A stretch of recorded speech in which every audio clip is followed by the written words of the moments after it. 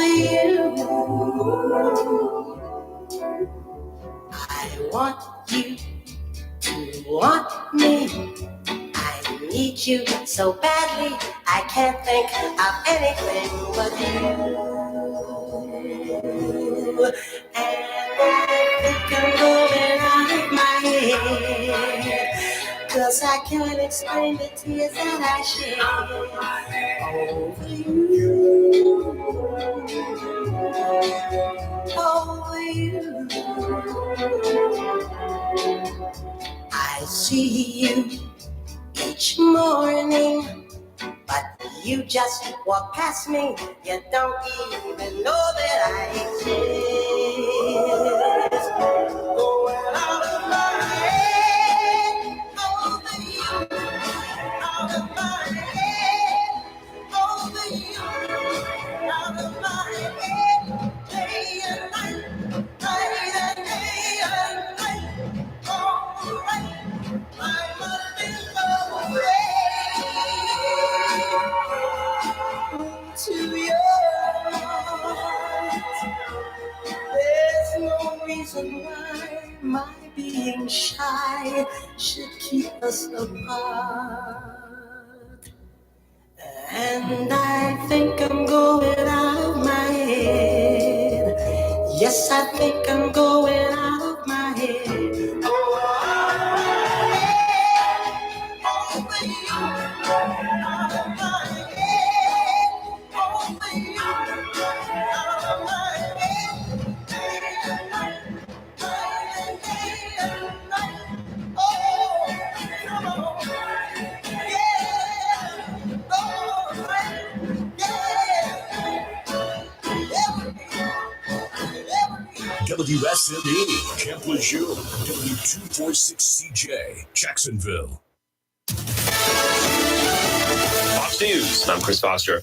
Chicago's Mayor Lori Lightfoot is losing her job, finishing third in an election, now going to a runoff. Lori Lightfoot is the first Chicago mayor in 40 years to lose their re-election bid. The race will advance to a runoff between Paul Vallis and Brandon Johnson on April 4th, since none of the candidates in the field received a majority of the vote. Lightfoot came in third place with a dismal 17%. She conceded late last night. Fox's Brooks Singman. Testimony is over at Alec Murdaugh's murder trial in South Carolina. Jurors today will visit the crime scene. You'll return for closing arguments.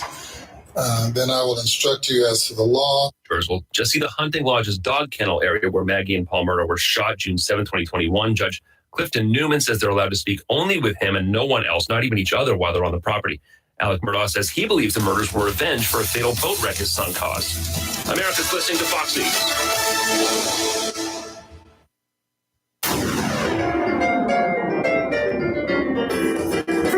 97.1 WSME. Live and local. Real talk starts now. And let's see. I got to think about this for just a moment or so, or three. Wednesday. Yes. Hey, I got it right. You get a cookie. I like chocolate chip cookies. Chocolate chip? Yeah, I like chocolate chip cookies. Okay. Fresh, baked, Oh, hot, coming out of the oven. chocolate melting. Good morning. I'm Rayford Brown. I'm Kelly Knapp. And I'm Lee Barrows. And welcome to the Wednesday edition Hump of Live. Day. And there you go. Mhm. It was the day after Hump Day because I said yesterday was Hump Day, didn't I? Oh, do we have to rehash this No, every you morning? did it. You did it. You brought it up, not me. Well, It is today's the first day of March. Yes. the 1st of March. Mm-hmm. 21 days away from spring. I'm ready. So I mean, we've had spring for the last 3 weeks, Yes. except for a couple of minor offenses. Minor Where offenses. did Shockwave go? He's right over here. Okay, good boy. Yeah. Our little puppy, our mascot, is in here, and we have something new on the wall, on the door over there, Yes, we do. Yes. It's beautiful. courtesy of my cousin Jennifer. Jennifer, I want to order one. Same. You have two more to make. You have two orders. They were that's Two orders. a gorgeous, gorgeous production for those folks who can't see it and you're listening on radio. It is it's beautiful. It's just a nice, cool looking shot. It's a Cool beautiful wreath. door wreath. Mhm. It's gorgeous. And just in time too for the arrival of our police chief today. So I shot a picture of it. Didn't I send it to you guys? Yes. Yeah, I did. couldn't get mine to open. Yes. Really? You sent it. I tried about 22 times, but You yeah, need to get a real phone. I know. Well, Apple just didn't want to. Apple is probably Anti-law liberal, so enforcement. anti-law We'll enforcement. post so it didn't on our wanna- page. It didn't want me There to you open go. it. Yeah. And you can just let us know or let me know what you want. If you decide you want to order one, I'll be glad to pass your information along to Jennifer. Well, I want one. So I know that. Lee I wants want one one Well, too. she's listening by now. That's so, two Jennifer, already. 2 right here. 2. So Yeah. anyway, Chicago's Mayor Lori Lightfoot, she probably doesn't want one of those. She's been kicked to the curb. I think it's awesome. Yeah. Lost don't her like her. re-election bid Monday night. And critics are celebrating the end of her reign of terror. What a door! Who chose her in the first place? How did that happen? I kept asking myself from the day one. She's just weird. She looks weird. She is weird. Crime rate, it hit an all-time high in 2021 under her reign of terror. Murders to the left of her, to the right of her, and she's ignoring them. She's so down on the cops that they left. They just packed up their bags and went and found greener pastures. And not a problem. I don't blame them. You know, if I had to work under that kind of crap, I would have left too. I don't care if I was from there. I would have packed up and left, moved on. So whatever. There are too many other agencies out there that are looking for good cops.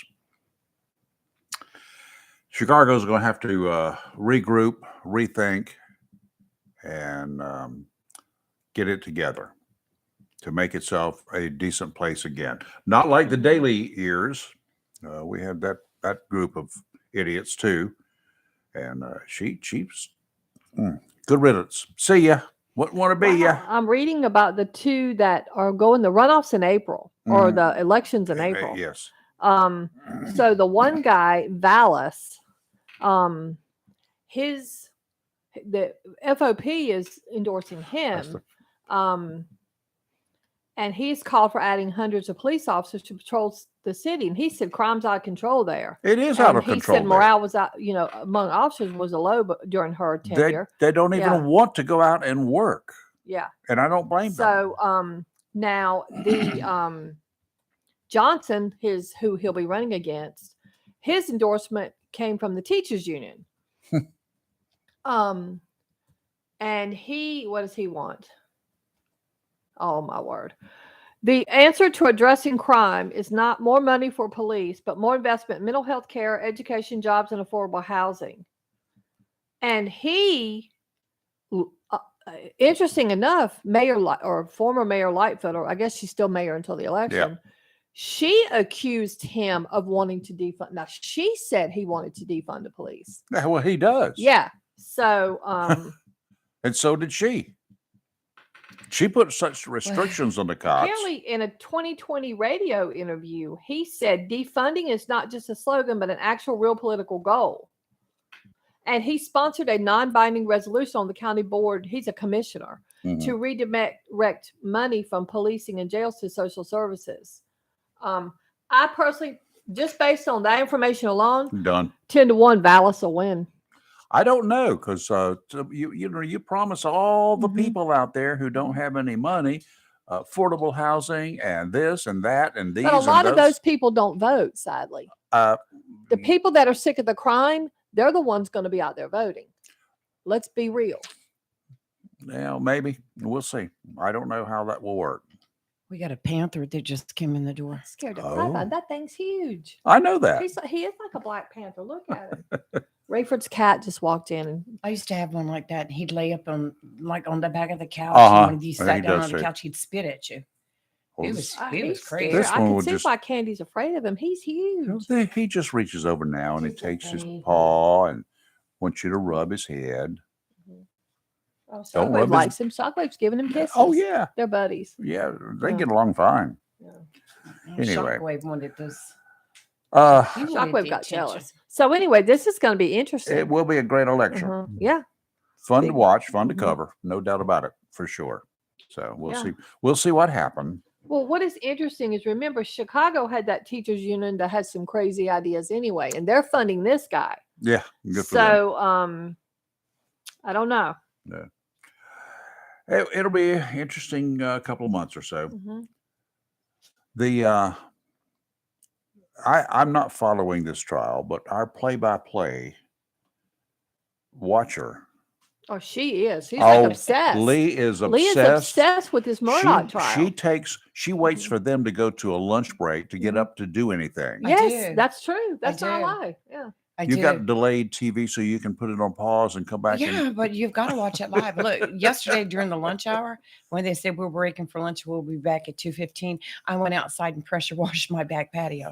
I bet she was like, I was something like you see this. on a movie when they go super fast when it's speeded up. Yeah. I bet I would love to have seen that. Oh, And then at night, I go back through the recaps on it. by the No, different really? lawyers. She does. There's yes. different lawyers that do recaps on it that Yes. are really good. She said, you've got to watch this. Well, I can't. I just don't have time. But Lee keeps me updated on this trial. Oh, I'm going to tell Okay, you so what. we're talking about the Murdaugh trial. Yes, And he's down there guilty. in South Carolina. Well, everybody's thought. He'll Even get I know off. he's guilty, but I agree.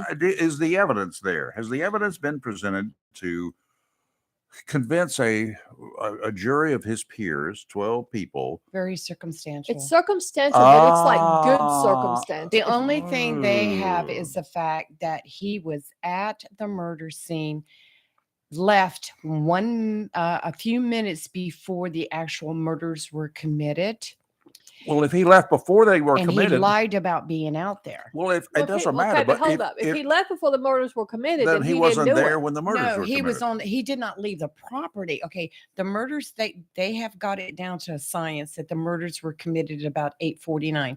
At 8:44, he was with his wife and son at Where the was he at kennels. 8:49? He had already made his way back to the house, which is on the same property. And he said he laid down and dozed off, which is not true. But then it shows him making all these steps frantically, you could tell it was in a hurry. And then he got in his vehicle at 9:06 and drove to his mother's house. Said it was After the murders were committed. after the murders were committed. Oh, Said okay. he was there for 45 minutes, which the nurses testify he was only there 15 to 20 minutes. And Well, I mean, but that was after the killings. after the killing, Okay, yes. so at 8:46, he was with his wife Yes. At And eight- his son. and son. At 8:49, They It- determined that's when the murders happened. That's when the cell phones went but he dead. left at 8:46, right? Yes. So he was not there Wait a at minute. They 8:49. determined at 8:49 the cell phones went dead. Well, he could have made them dead. He could have killed them at 8:46. They said they figured that because both cell phones are very active, the wives and the sons Uh-huh. had all this activity. His son had just completed doing a Snapchat video at 8:45, which you could hear his father's voice in there. All right. At So at 8:45 he was 8:49. with them. Yeah, well, they So said- 8:49, that's when the cell phones went completely dead. And they show that where he took steps, where he traveled from the kennel back to the house, and then 15 minutes later left the house and went to his mother's but it's for fine. an But alibi. that's not. I don't care about where he went after. 8:49, they were killed. 8:49, they were killed, and he was still at the house on the property. That's how far away? About 283 paces. but Okay, see, but if he wasn't there when they were killed, then he's unless innocent. you can tell me that two ninjas dropped out of the sky, shot them both, and No, then disappeared. don't have to do that. Just have to say that I know, whether that's he what I'm was saying, though. was he there? That He was on there. he was there. no, He was They on the can't property. prove 283 paces away, whatever. after they determined the killings were around 8:49. Around or at 8:49. Around or at just about at 8:49. Uh-huh. All right, he was still on the property and supposedly had left to go home and take a nap, but there's just enough evidence to show that. And then he admitted lying about it. I agree. Lying about Right. it. People lie all the time. Well, I look at it this way. The evidence is very circumstantial. They've got records from OnStar for his SUV, and that where he left the house in his driving, and where his wife's phone was found is right where he passed at that time. So it's very circumstantial. I think that it'll be a hung jury or they'll find him not I, guilty. I would have found him not guilty by the information you've given me. Right. If he had left them, gone back to the house. So he says. They can't prove that he. I thought you said Okay, his Lee. phone tracked him back to the house. His phone was at the house. His phone was always at the house. But the whole he time. picked up his wife's phone Uh-huh. after he shot her.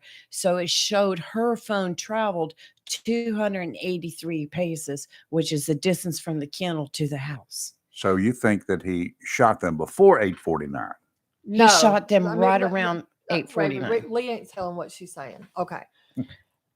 At 8:44, I'm gonna throw that time out there. I'm just a time. He leaves the house. He does not have his phone with him. He Uh-huh. walks to the kennels where the Mhm. wife He and drove son on are. the golf cart to the kennel Okay. Okay. How do we know that? because he testified to that. He's a liar. So how do Yeah, we know that's that? true. So Who knows? I'm betting there was cameras, but whatever.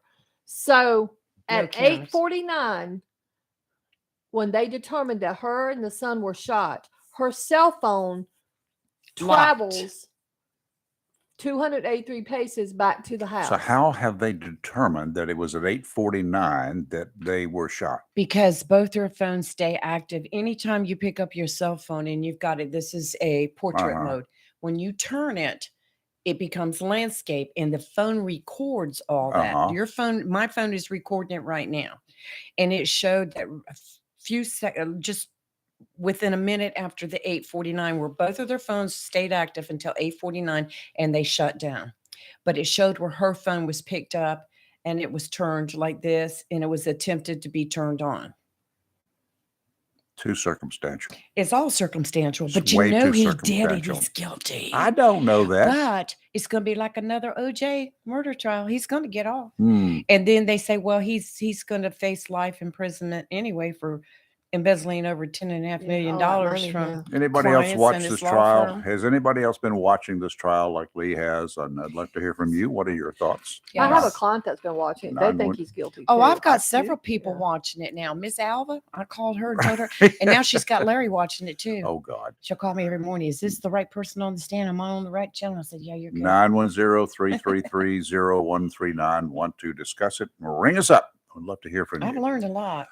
Coming up this morning in about 15 minutes, we got Dr. Rosemary Stein will be joining us, and I wonder what she thinks. I'm sure she's not watching. She's it. probably not watching. She's too busy There's a lot helping of us law helping her nerds out there. patients. And then at about 8 o'clock this morning, we've got Chief Mike Yanero from the Jacksonville Public Safety folks. That's the police and the fire. He's the boss of both. So anyway, he's going to join us in the studios here. And he'll be able to take a question or two if you've got something you want to ask. We'll see what he's got to say. Yeah, I want to add. It seems like we've been having a lot of reports of auto thefts lately. Really? Yes. Nobody stole mine. They're in the garage. Well, Well, one is. The other one's mine somewhere stays else. very locked up and it's under watch too. So I got Shockwave watching mine. Shockwave's over asleep right look, now. if know. anybody can get past this security system you have out there, it blinds me every morning. I'm like, Yeah. just throw myself up against the garage door and put my hands up. Well, it's the third degree stuff. By the way, we got a couple of another edition here this morning, in case you haven't seen it. Where did he go? Oh, yes, we do. Yes. Yeah, I saw that. On the air, a sign. Yes. True. So anyway, We're getting fancy. yeah, we are. We're getting ready for St. Patty's Day. Look at all this. Yeah, I know. Oh yeah, beads. Beads. It's a good thing it's not Mardi Gras time, right? Right. Well, we have finally some Mardi Gras beads, but they were a little late getting here. Well, that means y'all got to keep your clothes on until next year, right? We're going to keep them on anyway. Who You're are you li- fooling? You're live and local, Real Talk, Freedom 97.1, 1120 AM, WSME, and we'll be right back with weather. Research shows people remember radio ads that remind them of the past. So to help you remember that Liberty Mutual Insurance Company customizes your home insurance so you only pay for what you need, here's an ad that'll really take you back. Back in my day, I heard a voice from the radio say, Liberty Mutual customizes my home insurance so I only pay for what I need. I'm getting on in years now, but heavens to Betsy, there are some things an old fella like me just never forgets. Only pay for what you need at libertymutual.com. Liberty, liberty, liberty, liberty. DQ presents. Picture this. You stand before the awe-inspiring new signature stack burger menu at DQ and your mouth wonders, where have you been all my life? That's 5 taste bud tempting cheeseburgers with 100% real seasoned beef. You peek at the loaded A1 stack burger with 2 premium sauces. Then the flamethrower stack burger with tongue-tingling jalapeno bacon. Then you realize moments like these are exactly why we have the DQ signature stack burger menu. DQ. Happy tastes good. Get it delivered at DQ.com. A plan every adult family member should consider is the pre-arranged funeral. It's the worry-saving thing to do for your family. Making pre-arrangements helps to alleviate the additional stress on family members that can come with arranging a loved one's funeral.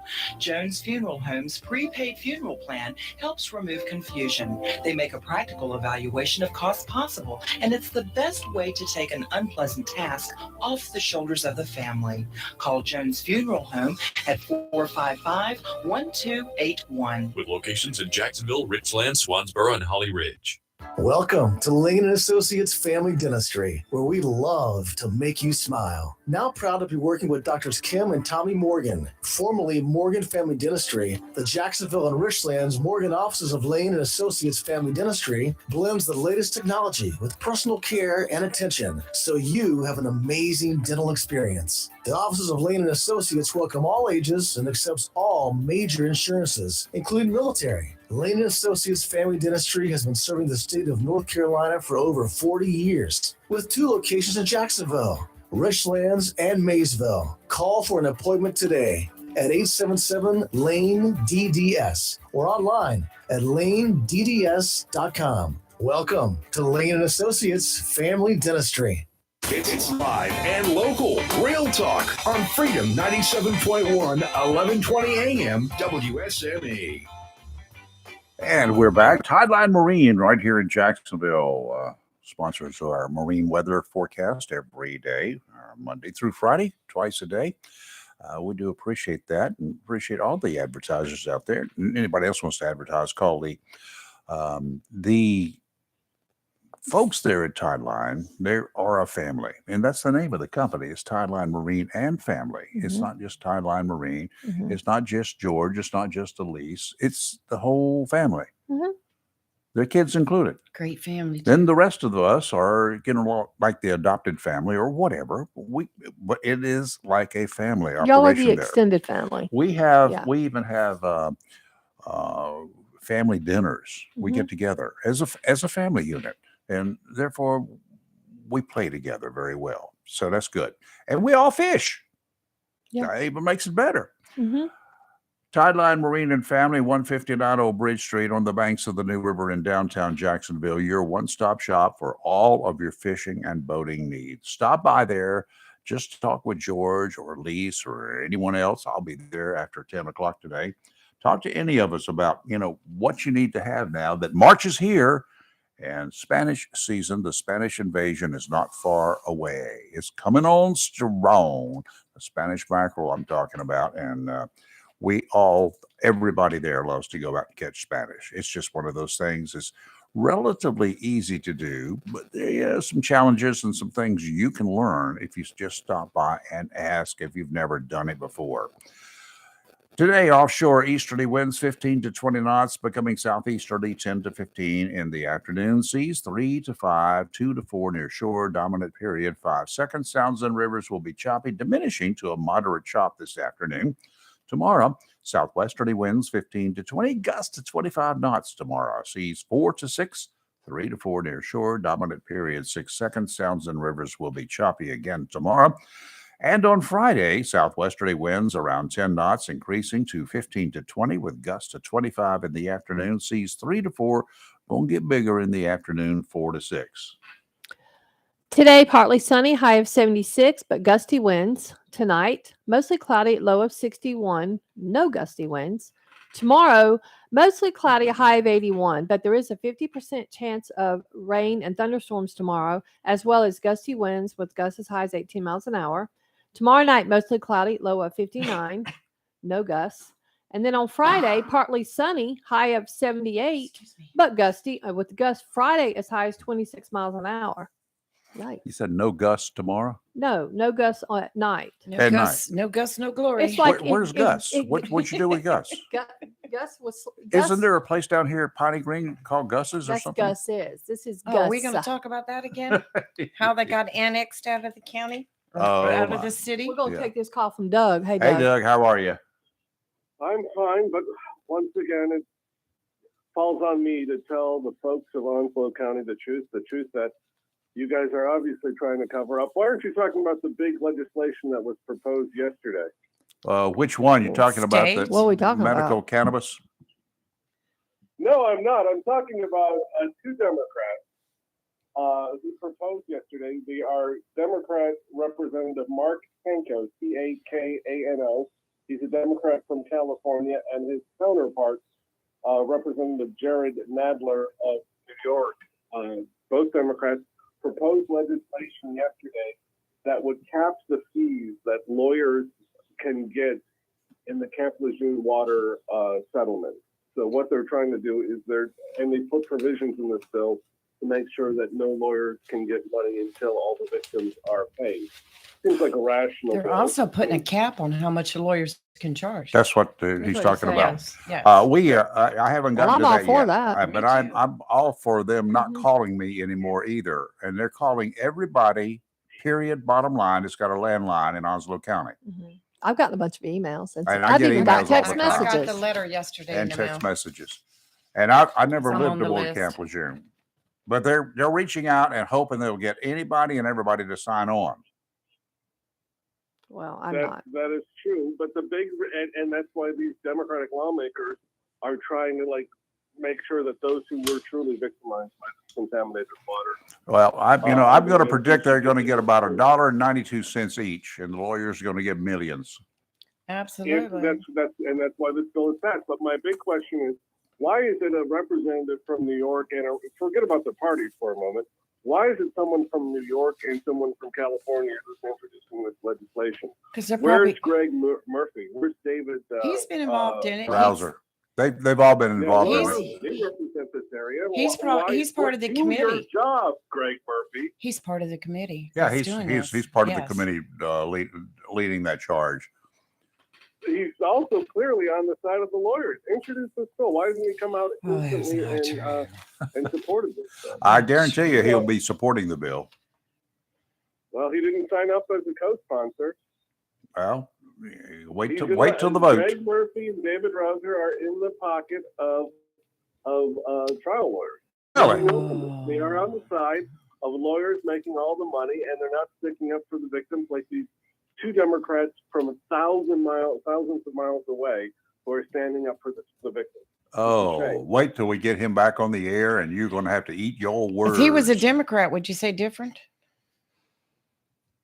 If he was a Democrat, he would have been on board with this bill. He would be, ask him if he's going to fight and make sure, the Republicans now have the majority in the House. Is Murphy? This is something that should have bipartisan support. Is he going to come on and help get this bill out of committee? We need Republicans to make that happen. Or is he just going to help his lawyer for him? Okay. Well, you need to call. You got your representative from your neck of the woods. You need to give him a call, and we'll certainly be talking. Rouser, I will. As I pointed him out as well. Again, another guy who's just there for the lawyers. It's a shame. It's a shame. Well, you just say that, but you don't have no idea if they support it or not, right? I know they did not sponsor it.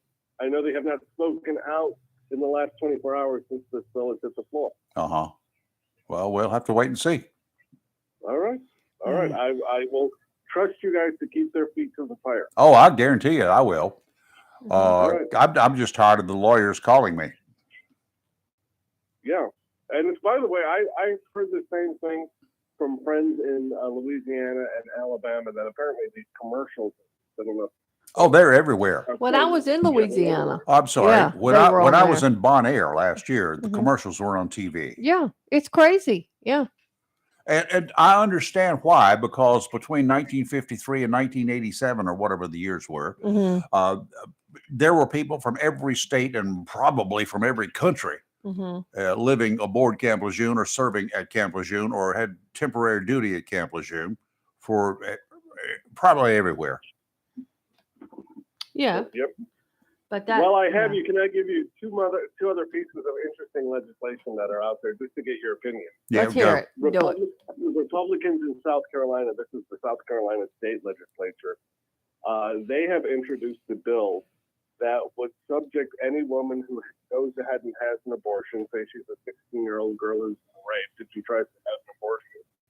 They are now debating in South Carolina as to whether they want to impose the death penalty on that woman. That's not going to happen. Oh, that's just That's dumb. ridiculous. I think that's dumb. Well, it just shows you that the Republicans are so pro-life, they're willing to kill to prove it. And finally, there was a bill introduced yesterday in Florida that wants to abolish the by a Republican that wants to abolish the Democratic Party. I can understand that, but at the same time, they should abolish the Republican Party. I think they should just abolish them all. Yeah, well, there we go. Let's get on the phone. Let's make Greg Murphy accountable. Let's put his feet to the fire and say, David Rouser, Greg Murphy, do your job. Stand up for the victims of Camp Lejeune water supply. Join the causes of Representative Nadler. Become one with us, Democrats. Let's get this done. It's become one with we Democrats, by the way. All right. Have a good day, Doug. Bye, Doug. All right. You as well. Oh, my goodness gracious. Well, is he talking about the Camp Lejeune Justice Act of 2022? No, it's Which another. one was he talking about? Another Because piece of legislation. Oh, he's talking about the new one with the attorneys not being. Yeah. Okay. Yeah. I thought he was talking because I know Greg is as a co-sponsor on the other one. Yeah, he was. I was just looking that one up. Yeah. He just wants to make sure the lawyers aren't the only ones going to get any money. Reparations, shall we say. Well, they were charging up to 40% plus administrative fees. Yeah, I know. That's ridiculous. Like I said, every person who was affected by the time it's over is going to get $1.92.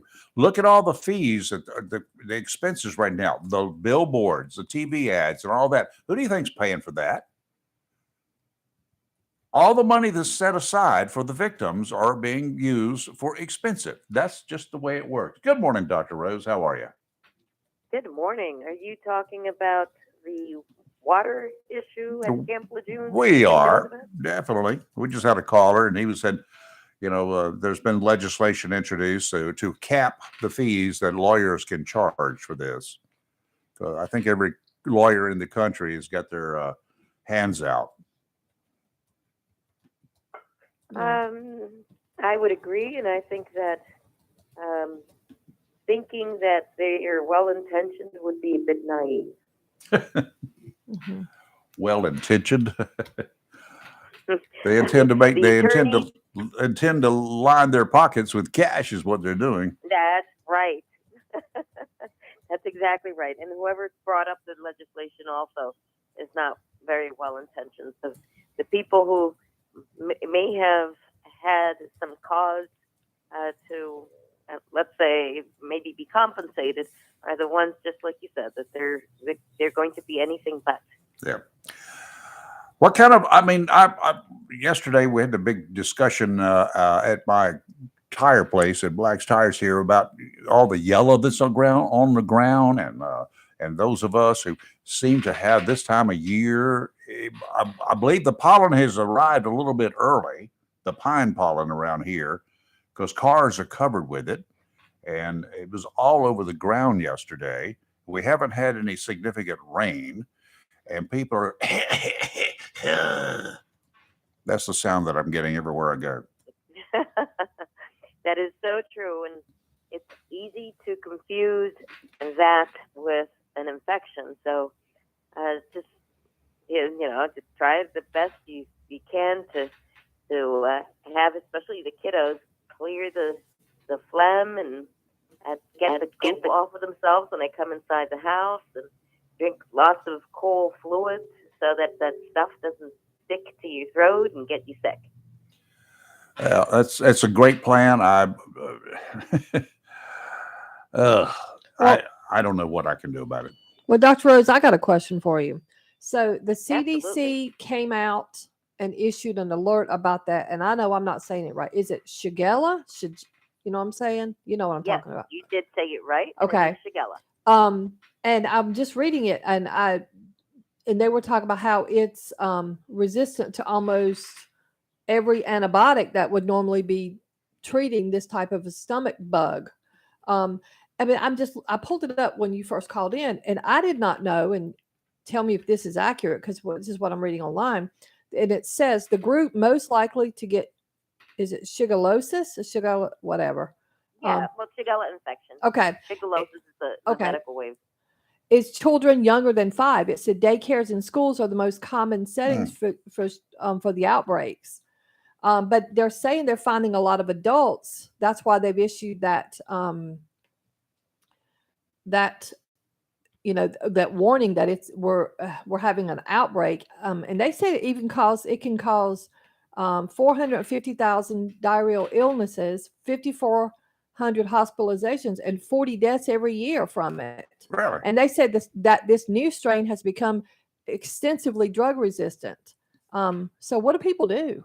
Like, well, wash your hands. Uh-huh. Make sure if we were, and as the last time I checked, we are not. I just read all about the updates a couple of days ago, and so far we're not. If you're in one of the drug resistant areas, that I would probably make sure I washed my veggies in some distilled water and not tap water. If the water is known to be carrying the Shigella. Really? Oh gosh. And sometimes it can. That's just great. I believe that probably some of these high density Shigella areas is probably because it has made its way into the water. So that hasn't happened in North Carolina, but you have to be on the alert about it. Now, I have not. When a child has diarrhea for more than 5 days, I always have that child tested for Shigella, among other things. E. coli, Shigella, Salmonella. I have not had a single positive case. My health department has not alerted me of any cases of shigellosis or Salmonella infection. And those are both reportable, so that if I've been alerted of any, I'm confident. I don't know if I should be confident, but that there aren't any infections in my county. We're in the middle of North Carolina, so it'd be unusual, but not impossible for you not to have it out in Jacksonville. So I don't think that you have Shigella right now. I don't think that you have the drug-resistant Shigella. They've only been in a few pockets. How that's emerged, I have no idea. That is so strange. But it's been sort of in little crops, and it seems to be around certain restaurants, foods, etc. Now, they're supposed to trace this back so they know exactly where it came from, because you can trace. You should be able to trace. That's what the public health and the health departments do in those areas. Right. To be able to trace it back, sort of like a good detective story. And I don't know that that's been done to a pinpoint like that. But once it's pinpointed, then the infectious cause is eradicated, and they close the restaurant down or the grocery store down until the illness passes. Now, it is true, it can put you in the hospital. You can get very, very sick. The regular medications that are used over this new resistant one have not been very effective so far. So it's something to be on the lookout. But I think for now in North Carolina, even though we should be looking out for it, we shouldn't panic. That's good to know. Yeah, it's good to know. I'm over here where we're reading going to get this. it. We're going to have to go buy a bunch Yeah. of distilled water and keep And it it in. says on wash hand. your hands, and it it causes bloody diarrhea, fever, great. belly cramps. Here we go It again. can last up to a week. You need rest and fluids, and severe cases need antibiotics. But now the new strain is resistant, so there goes that. And yikes, this is awful. Trust me, as somebody's had diverticulitis, trust me when I say I can't imagine anything being worse than diverticulitis. This sounds like a close second, maybe. So you don't want this. I'm gonna wash my hands. I'm gonna probably develop chapped hands from washing my hands now. So much. I think we're all safe from it right now. Yeah, I think that every couple of days, search the news, see if there are more Shigella cases. Remember that things come in ebb and flow. Yeah. So you'll see things like this, or salmonella, or E. coli, or even very dangerous E. coli that'll come and go. And what I urge people to do is to be on the lookout, to take care of their health, to do all those things that I talk about all the time. Maybe don't go out to eat during that time. Eat at home. That way you know that you have clean hands and you've washed everything. Yeah. So that if we do get some cases, just be more alert and do healthier things. But continue to live your life, because if we don't, then what are we living these lives that we're living for anyway? So just like COVID, just do Be your careful. stuff. I'm gonna have to cut back and on be my careful. DoorDash. Like, Oh Lord, go Yeah. cook your own stuff. cook my own food for now. Yeah. Oh my goodness, Dr. Rose, thank you as always. Always interesting. Thank you. I enjoy answering all of your questions. So you guys keep me on my toes. And sometimes we're kind of weird with our questions, But this especially involves Kelly. kids, and she's a I understand. pediatrician. I mean, and kids get everything. Mhm. So, and usually they Eat pass it dirt. on to adults. They need to eat So dirt when they're this is very something young. people need to be aware. And That's right. Dr. Rose, if a parent, real quick, if a parent has a kid that's starting to have symptoms of diarrhea and whatever, because this is going around, I mean, the CDC did issue that warning. Do you think it would behoove a parent to just contact their pediatrician and say, just check my kid out to make sure, so the whole house don't get it? Many parents will contact me, and I'll take a look at them. But unless it's bloody diarrhea. Now, if it's bloody diarrhea, we see them that same day. We see them no matter what. If you ask me to see your child, we'll make sure that everything reasonable that we can do to see that child that day, we will. But I don't necessarily, send out the test unless I have an index of suspicion. And that would include the bloody diarrhea, being very sick, having a fever, or going over those four days, getting to the fifth day of having the diarrhea. Just so that you're aware of, what the parameters are.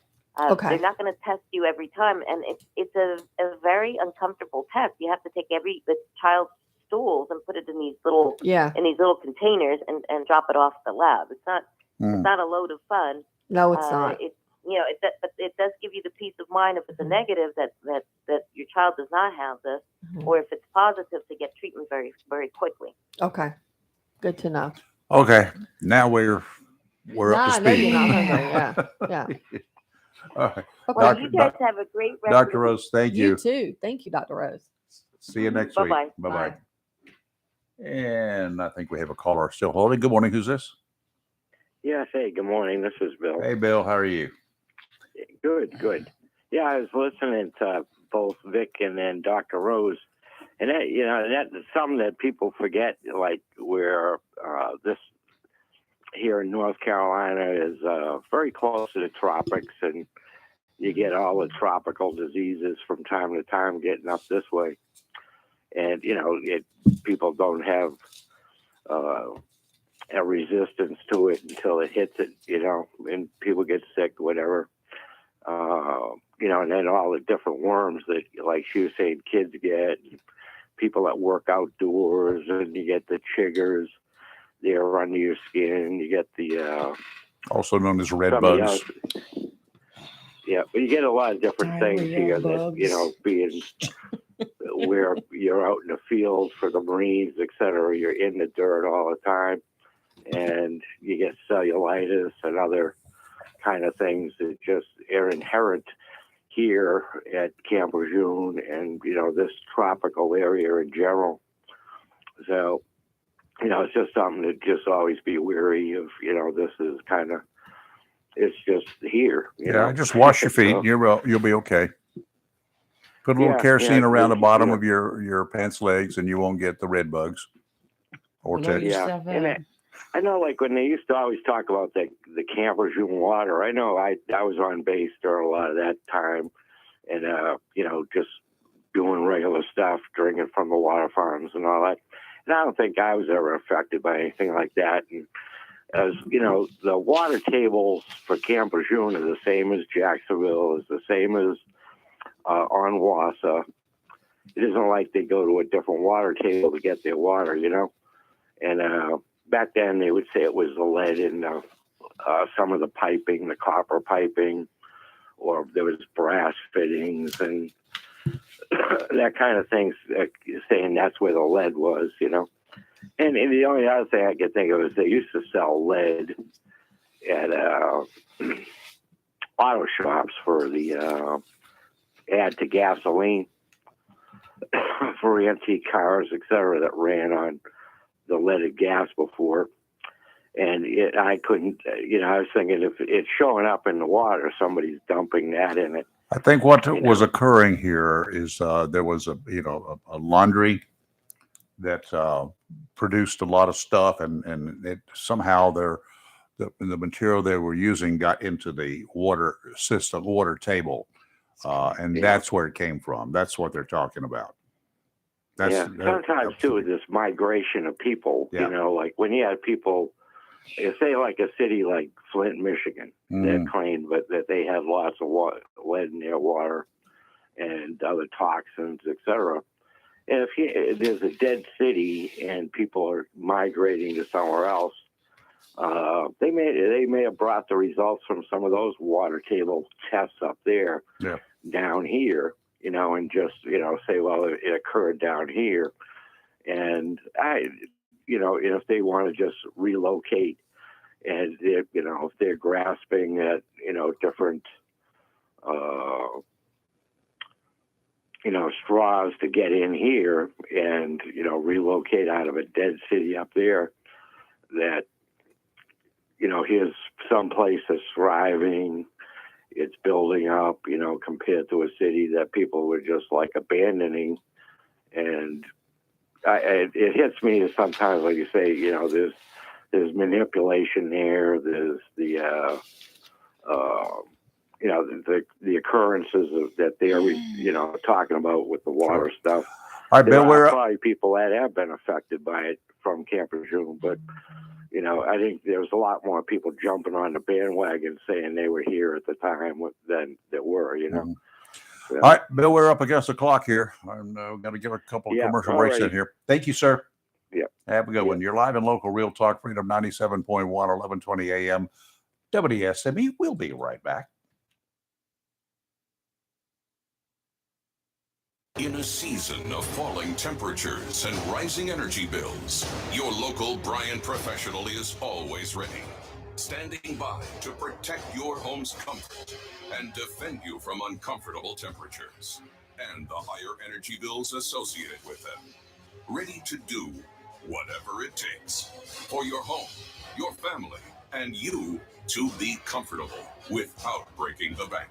Because when the temperature falls, that's when your local Bryant professional turns up the heat efficiently. Call Down East Heating and Air Conditioning at 346-4311 and let them keep you comfortable this winter. Down East Heating and Air Conditioning, serving our community for over 25 years. Also, Down East can help you with your home guttering needs. Call Down East today at 346-4311. Bryant, whatever it takes.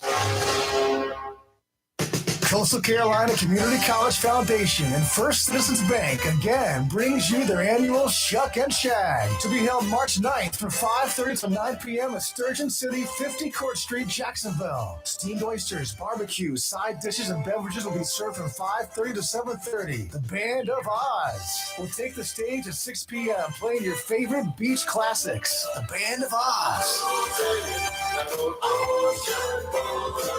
The Band of Oz. There will be a silent auction featuring some of Onslow County's finest businesses and artists with amazing prizes to be given away. Bring your oyster knife, dancing shoes, and shag and partner to this once-in-a-year event. Tickets $60 or $100 a couple. That includes everything, all you can eat, and the Band of Oz. Get your tickets today at coastalcarolina.edu or call 910-938-6234 or 910-938-6792. Hello there, this is Congressman Greg Murphy. Are you a veteran or active duty service member or someone in need of assistance with a VA department claim? I just want to let you know that my office may be able to help. So please don't hesitate to call us. Our number is 252-931-1003. Again, this is Congressman Greg Murphy, and the number is 252-931-1003. Thank you for your service, and God bless. Paid for by official funds authorized by the House of Representatives. Humphrey Heating and Air Conditioning, your trusted local Carrier indoor weather team, serving all of your heating and air conditioning needs since 1967. Now offers residential and commercial duct and dryer vented cleaning, and now offers expert residential and commercial plumbing service. In case of a power outage due to a storm or for any other reason, be prepared with a Generac generator for your home or business. Humphrey Heating and Air Conditioning has Generac generators in stock, ready to install today. Remember, better breathing comes with cleaner air. Let Humphrey Heating and Air Conditioning improve the air quality in your home or business with professional air duct cleaning. As always, Humphrey Heating and Air Conditioning is available 24/7 for all your heating, cooling, and plumbing emergency needs. Turn to the Carrier experts, Humphrey Heating and Air Conditioning, with locations in Jacksonville and Hampstead. Visit online, humphreyheating.com. And follow us on Facebook and Instagram. Humphrey Heating and Air Conditioning since 1967. Relax. We're on the way. If your plans include hitting the road this year to do some traveling, make sure a visit to Silent Service Center is on your to-do list. Travel safety starts with the tires on your vehicle, and a visit to Silent Service Center will give you peace of mind with the best value in all name brand tires and the largest selection of used tires in this area. In addition to quality tires, Silent Service Center is a North Carolina inspection station and does complete brake service, oil changes, and alignment service. Silent Service Center, 1707 Lejeune Boulevard, Jacksonville, and 108 West Main Street, Havelock. Phone 910-353-4760. Freedom 97.1 WSME. It's live and local real talk on Freedom 97.1 WSME. And we are back, and joining us in the studio right now, Jacksonville Police and Fire Chief, the Chief of the Public Safety Division. The head honcho. The head dude. Yeah, Yes, there you go. He's got all these stars. Mike and Aaron. How are you doing, Chief? I'm doing great. How about you? I'm fine. Appreciate you being here. We do have a caller, and he's probably got a question already. Good morning, Vic. How are you? Oh, Vic hung up. All right. Oh, Vic's not here? No, he just, I guess he just hung up. Okay. Joining us a little bit early here, which is good. We appreciate you coming in. Yeah. Welcome to our new digs. I love it. It's very nice. Yeah, it's kind of homey, right? Yeah. Yeah, it feels good. And, we got somebody over here who knows a lot about the Irish. That would be there me. goes a smile. And so it's all decorated with the Irish colors is here for and now. whatever. Mhm. For the next 2 weeks anyway. Yep. Then we'll take it down and Then we'll put Easter. Easter will be the next thing up. I'll bring the bunny. Oh, we have a bunny coming in. I haven't told you about that one yet. Oh my. What kind of bunny? I don't know. Big Bunny's going to come visit us one day. Should I ask what her name is? I probably We'll don't talk think we about should it talk during the about break. this. Yeah, I don't know what this is. Chief, crime in Jacksonville, crime in Chicago is so rampant and outrageous that the voters there have decided goodbye mayor. How are we looking in Jacksonville? We okay? Is Sammy Phillips all right? Oh yeah, he was one of us for a number of years. I know, 30 years or something. I mean, we're lucky in Jacksonville because we have the city management team and the city council are very supportive of us. In fact, they voted to give us 6 additional grant positions. Really? This Oh, year. nice. Yeah. So we've been working on those positions, filling those positions to improve our response time from the police side. What kind of positions are they? They'll be on patrol. I mean, that's regular patrol positions. Good. Actually, that's where we can do the most good. Absolutely. I And always so, like patrol. And so, so all 6 of those positions will be on patrol in one form or fashion. We have, we have some overlapping shifts, and we have some specialized units that utilize patrol officers that work a patrol type of shift. Sure. And so they'll be in those divisions. I haven't talked to you since the Christmas season. So I know every year you guys are out in force to prevent people from doing bad things. Did you catch anybody trying to do bad things in some of the shopping centers this year? This past season? The shopping centers were pretty good this year. We didn't Good. have a whole lot of issues. There's a couple things that we're really dealing with. The first one obviously is the fentanyl and the mental health crisis. I mean, that stays with us, and the fentanyl has been really, since probably the last 3 or 4 months, we've had some real challenges with fentanyl. The overdoses and the pill presses that they're making pills that look like Percocet and everything else. right?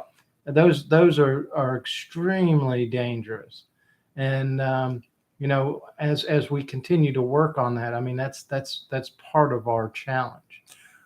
There are any number of drugs out there in addition to fentanyl. And as we were discussing yesterday, some of them, Narcan doesn't work on everything. No, Narcan only works on opioids. And, we still see cocaine, we still see crack, we still see methamphetamine is really something that's challenging for us at times. But really, when you look at the totality of the picture, the fentanyl is what's killing people out there. Kelly was at a seminar a couple of weeks ago, and DEA was dealing with them and talking with him. And one of the factors that scared the crap out of me, 107,672 people OD'd in 1 year in this country, died from fentanyl. From fentanyl. 107,672. That's a lot. I tell people we have more overdose deaths than we do car crashes, homicides, and suicides combined. Wow. Yeah. I've tried to tell that to crazy. people, and nobody seems to understand it. I mean, it is a crisis it's not just Jacksonville, it's a crisis across the country. I mean, departments, police departments are struggling with this across the country. Fortunately, we're working as hard as we can. We have the COSAP grant, which is giving us additional community paramedics and some peer support folks. We're also doing some things, and we're looking at these overdoses. And one of the things that we find is that the gaps in the services that are provided, in mental health services, I mean, Kelly could probably tell you that it needs to be a continuum of care. And what we're seeing is when folks come out of the Dix Crisis Center or some type of crisis center or detox center, they go straight back into that drug, and there's no real services for an extended period of time. And so one of the things that we have to do is look at that gap and see what we can do to plug it up so that these folks aren't falling through the cracks. I've talked and some of your guys and some of the county guys here, and they've actually responded to a person ODing and hit them up with Narcan, and they refuse treatment, and they have to go back sometimes the same day. Well, we did it 3 times in one day, and one person, and the third time they didn't make it. And so we've worked to try to IVC them, but that's a You process. cannot IVC for substance. It's very difficult to IVC for. I mean, and it's We're frustrating talking about because involuntary commitment people. back in the day, it was easy to do over Easier. 20 years ago. Yeah. But now, after 2006, when North Carolina changed their mental health reform, they made it difficult. And for an IVC, they have to be a danger to themselves and others. And From others? to yourself or others. Others, okay. Yeah. In my opinion, if law enforcement comes out once for an overdose, okay. Second time, now you're a danger to yourself. Third time, for sure. And when law enforcement can't get an IVC, that's a problem. I think the criteria for IVC under, especially in a circumstance like this, needs to be changed, because also sometimes IVC is at the discretion of whatever magistrate's working for the day. That too. That always was an issue. Yeah. I mean, but it's sad, and understand something too. You know, law enforcement is there to help. Mm-hmm. Can you imagine how the toll it takes on a police officer when they go and they are trying to Narcan somebody and they don't make it, because they don't want them to not live. That, and you know, that's frustrating for them. No one likes to lose anybody, whether you're a doctor, you're a mental health therapist, you're a family member, whatever. But this, you know, people often don't look at the bigger picture of what this epidemic is taking on law enforcement and first responders as well. It's taking a huge toll on them. Yeah. Your guys probably are concerned, obviously, and you have some inside. Let's just talk about what the police officers, what you're talking about. You've got resources inside the police department now to assist your cops, right? Yeah. Yes. We have actually we have 3 crisis counselors that work. Wow. Heather's role is just substance abuse. Yeah. And actually we talked yesterday, and you know, Heather is just one person, She and is. that's She's a go-getter. Yeah. You guys did a good job with her. Yeah. And but we could use 10 Heathers. Absolutely. Just for your own people. Well, Heather works with the public. Yeah. Okay. So being able to interact with those folks Yeah. and getting them into treatment, because it's a challenge when you think about how you want to get them into treatment. You know, how you get them into the next phase if they go to the Dix Crisis Center, when they come out of jail. You know, the jail has a crisis counselor as well. Yep, I do. And you know, that's just one person, and her caseload is probably tremendous, just like Heather's is, or Dr. Gilbert's, or Dave, any one of our crisis counselors. Their caseload is huge, trying to navigate the mental health system. You know, I watched Kelly this morning as she walked up here. She was on the phone with one of her clients before 7 o'clock this morning, and They up called me at until 7 o'clock. 6:15. Yeah. I had She been was on the it phone since for 45 minutes. Yeah. Yeah. I don't. Oh wow, maybe you need to get some counseling too. We need to take a break though. In the studio with us, Chief Mike Yanera. If you've got a question right after the Fox News break, just give us a call, 910-333-0139. You're live and local, Real Talk, here on Freedom 97.1 and 1120 AM WSME. WSME, Camp Lejeune, W246CJ, Jacksonville. Fox News, I'm Chris Foster. Chicago's Mayor Lori Lightfoot is losing her job, finishing third in an election, now going to a runoff. Lori Lightfoot is the first Chicago mayor in 40 years to lose their re-election bid. The race will advance to a runoff between Paul Vallis and Brandon Johnson on April 4th, since none of the candidates in the field received a majority of the vote. Lightfoot came in third place with a dismal 17%. She conceded late last night. Fox's Brooks Singman. Testimonies over at Alec Murdaugh's murder trial in South Carolina. Jurors today will visit the crime scene. You'll return for closing arguments. Then I will instruct you as to the law. Jurors will just see the Hunting Lodge's dog kennel area where Maggie and Paul Murdaugh were shot June 7, 2021. Judge Clifton Newman says they're allowed to speak only with him and no one else, not even each other, while they're on the property. Alec Murdaugh says he believes the murders were revenge for a fatal boat wreck his son caused. America's listening to Fox News. Freedom 97.1 WSME. It's live and local. Real Talk. And we're back. We appreciate all of you folks joining us and staying with us this morning. And in the studio, we have our guest is Mike Yanera, Chief of the Jacksonville Police Department and the Public Safety Officer Chief. And God, I can't ever get your title straight. But anyway, you're the boss of everybody, right? Public safety. Well, we all work together. Yeah. Well, I have a question because I live in the city. So do I. So drug issues aside, because I work and know that's a problem. What other issues crime-wise are currently trending? I don't know if that's the right word here in Jacksonville. You know what? I think when I look at the crime in an overall picture, there are 3 things that we really look at, that I really look at. One is is obviously the fentanyl Yes. and the opioids. Mhm. The second is child abuse and neglect. I agree with I that. mean, that is a serious, I agree with serious that. issue. Yeah. Oh yeah, It's a problem. and I think to some extent, it feeds into that. It It feeds does. into the drug problem. Okay. It feeds I can see into that. our violent crime problem. So child abuse and neglect is a serious issue, and we've seen, as far as child victimization, a significant increase in that over the past several years. And I think with what happened with the lockdowns and what we're going to see over the next 5 or 6 years is that increase continue, because we're just now starting to see, as children went back to school, disclosures about sexual abuse and abuse in the home. So if we really want to make a difference in the next generation, we've got to look at our kids.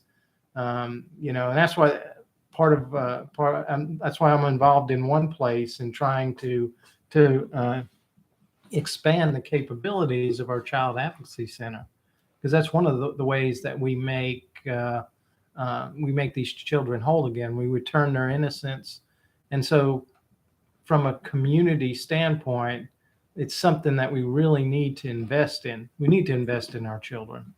I agree with that. I just saw a story. I'm trying to find it again. I scanned it this morning. The police at some location, they arrested a dude, right? He looks older than dirt. He's in his upper 80s or whatever. And they had a couple tons of kiddie porn, hard copies of kiddie porn that they took from his home. Well, a couple of tons. That's a lot. That is a lot. Sick. But you also think about the folks that are exploiting those children to make that. Oh, absolutely. And so the need for being able to navigate those types of cases is extremely important. That's why I'm so supportive of the Child Advocacy Center, because that is really the best way that we have. It's the best practice. It's the best way that we have to navigate these cases, restore the innocence to the child, and effectively prosecute these folks that are exploiting these children. See something, say something. That goes for all of us. If we see something that we're suspicious of, We should, there may be something's going on. That's true. It doesn't hurt to rat somebody out, right? No, it does not. Okay. All you got to do is save one kid. Yeah, and I mean, when we talk about the opioid issue, and the third issue that happened that we talk about is some of the gun violence that we've seen over the last several. And a lot of communities are facing this. This is not a Jacksonville problem. This is a state problem. And as we transitioned from raise the age from 16 to 18, some of that has increased. And so, to me, when we start to look at opioids, when we start to look at gun violence and gun violence among teens, that first, if we can identify and treat those folks that have been abused or neglected and get them into treatment, then we can avoid these things as the child gets older. Something we talked about earlier this week. I did not know, I was not aware, and neither was our senator until I talked with him. At 18, you can go to the sheriff's office and fill out a form to request permission to buy a handgun. Yeah, I didn't know that either until we talked about it. You can get a gun permit, and the sheriff's office here has confirmed it. You can get a gun permit to go buy a handgun at age 18, 19, or 20. You can't buy it from a federal firearms licensed dealer, but you can buy it off the streets with that permit. Do we have a problem with that? That's scary. Yeah. Well, we have a problem with people who, with guns in the sense that, when we talk about gun control, I don't even get into that because it's really responsible gun ownership. Right. I mean, if you leave a gun on a nightstand and you have small children, that's illegal. And it's dangerous. For y'all, by it's the way. very It's dangerous. illegal. Yep. Yeah, it's dangerous. Well, I just don't understand, and that Senator Lazaro said he would be jumping all over that one too, by the way, when I chatted with him. But some of the gun dealers don't recognize that. They did not know that this guy coming in with a pistol purchase permit is in his name, that he couldn't buy it from them. And they're getting into trouble with the ATF. It's crazy. Well, Yeah. those regulations are so complex. Yes, they are. And you know, the laws are so convoluted, it makes it very difficult for us to enforce some of those laws. For example, you know, when you talk about the mental health process, you know, a person has to have an IV, not even an IVC. They have to be adjudicated before their gun rights are taken away. So they could be IVC 10, 15 times. They could be under psychiatric care. And unless they're adjudicated, then they're not entered into the system. And so that's there's some challenges with that when we talk about the gun permitting process. And so somebody could get a concealed carry having been IVC'd the week before because they're not adjudicated until they go through a court process. And sometimes that court process happens right away. Sometimes it takes a long period of time before it happens, even years. That's true. That's, you know, it once was way back when. If you were picked up and involuntary committed, you didn't have a whole lot of rights there for a while. You had to go get your rights back. Yeah, so basically. Not that way. So when we talk about gun control, we throw all that aside. We need to look at, you know, folks that have some type of mental challenge, whether they should be able to have a handgun or not. You know, especially somebody suicidal that's Right. actively suicidal. But I'm here to say too, Raven, I'm really gonna blow your mind now. You know, I'm a licensed mental health therapist. Would you believe that I have in the last 7-8 months had difficulty 4 occasions with 40 different individuals? My recommendation for IVC was not approved. And these are 4 people. If I look, y'all know, if I say I really do believe this person needs to be IVC'd, if I, as a therapist, can't get somebody that was clearly a danger to, one was a danger to others and themselves, and then just a danger to themselves, this whole IVC process needs to be changed. Because back in the day, again, when a police officer took a guy before a magistrate, said, here's what, just like getting a warrant, you fill out the paperwork. This is what this guy was doing. He attempted suicide, or he did this, or he did that, or whatever. He needs evaluating. Now, that didn't mean he was going to stay there. That means you go to the emergency room first. And then from the emergency room, if the people, the ER said it, then he went up to in New Hanover, it was the 7th floor. But, you know, that was their, but you back, can't do that. Back in those days. Yeah. Back in those days, I mean, as a young patrol officer, I remember back in those days, they used to keep them for 30 days. Yes, they did. They didn't keep them for 3 days and turn them back out. Yeah, once they get past the ER, then you had 30 days for more evaluation. well, what's sad in one of Required. my cases, I got them to the ER and they turned them loose. And this individual that I'm currently thinking of was a danger both to themselves. They had both suicidal and homicidal thoughts.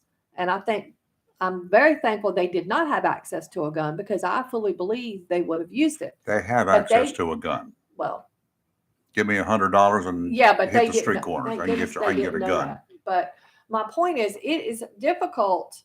I think the process needs to be changed. Now, I know one of the reasons it was changed back in the day was because it was, you know, if I got mad at Rayford, I'm going to, oh yeah, yeah, but there's of still, domestic but stuff when there. you have someone, law enforcement, I've had law enforcement contact me and like say, I can't get this person IVC. What can you do?